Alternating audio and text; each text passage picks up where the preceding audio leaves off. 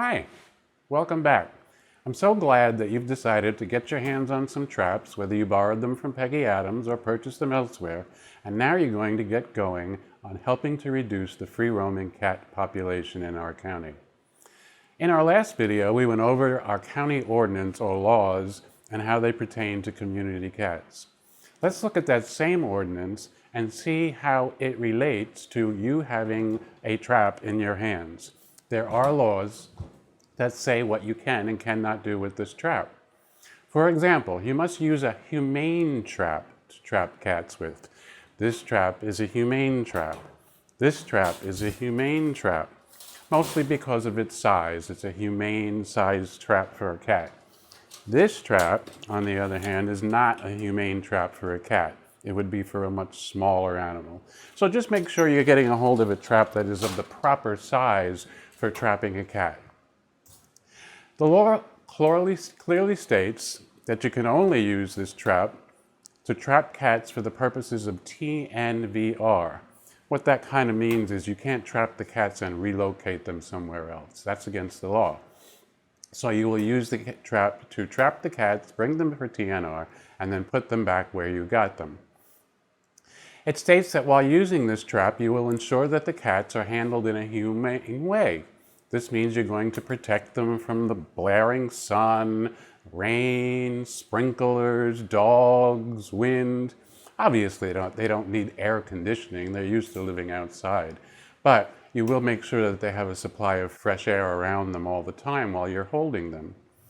The laws state that you must bring the cats back to the location you trapped them after the TNVR procedure. Very important. Anything else would be considered animal abandonment, and you could be fined for doing something like that. So another humane thing we do for the cats that we're out trapping is once we've got the cat in the trap, immediately we want to cover the trap with something. You can use a cut-up sheet or a cut-up tablecloth, or even purchase a fancy trap cover.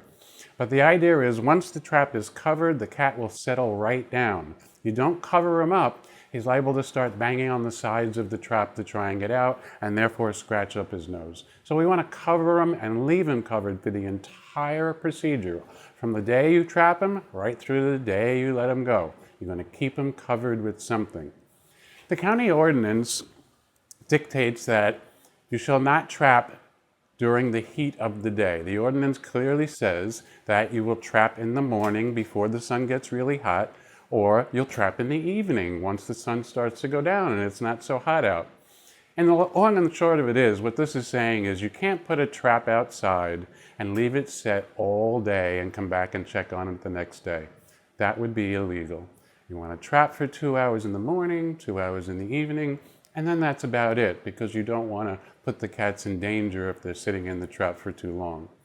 The ordinance states that you must put your name and phone number on top of every trap that you're setting. In my case, what I do is I write my name on the top of the trap, or you can use like a luggage tag to also put your name and phone number on top of the trap. The idea is if you go away from the trap and you catch something in the trap and you're not around, and let's say an animal control officer comes by, he needs to be able to get a hold of you, or another property owner may need to get a hold of you. They want to know who has set this trap and why. Very important, because that is part of the law. You're supposed to do that. So, what do you do if you catch a raccoon in this trap? What do you do if you catch a possum in this trap?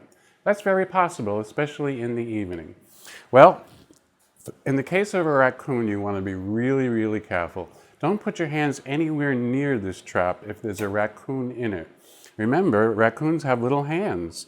They can stick those little hands through the bars of the trap, grab your finger, pull it in, and possibly bite it.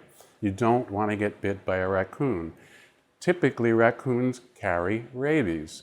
So what you want to do is use a glove, move the trap to somewhere quiet, and then use something like a coat hanger to grab the door, like that, slide it up, let the raccoon run away. This way you're not getting bit by the raccoon. Typically they're not going to charge at you, they're going to run away. They don't like being in there anyhow. If you catch a possum in this trap, we like possums. Possums are great little critters to have around. Typically, possums do not carry rabies, so you don't have to worry about getting bit by a possum and get rabies. They're also great little dog tick eaters. They clean up your yard from dog ticks, making it less likely that you're going to have dog ticks in your yard. They clean up the fallen fruit from fruit trees, and they basically say to themselves. One little caveat with possums is they don't see well during the broad daylight. So in fact, you do catch a possum in this trap, you want to take it to a darker location by some bushes or trees and open the door and quietly let the possum out. He'll run away, he'll be afraid of you, and well, you will have saved a life, okay? When out trapping, especially in the evening, you'll want to keep a flashlight nearby. When you trap a cat, the first thing you want to look at before covering him, remember you're going to cover him right away with something. Before covering him, examine his left ear very carefully. If this cat has already been snipped on his left ear, that's a cat that's already been through a TNVR program. Therefore, you don't need to bring him in for a second time. You'd be wasting a lot of your time. Eventually, some of the hair can grow over where the ear was tipped, and it's very hard to tell the ear is tipped.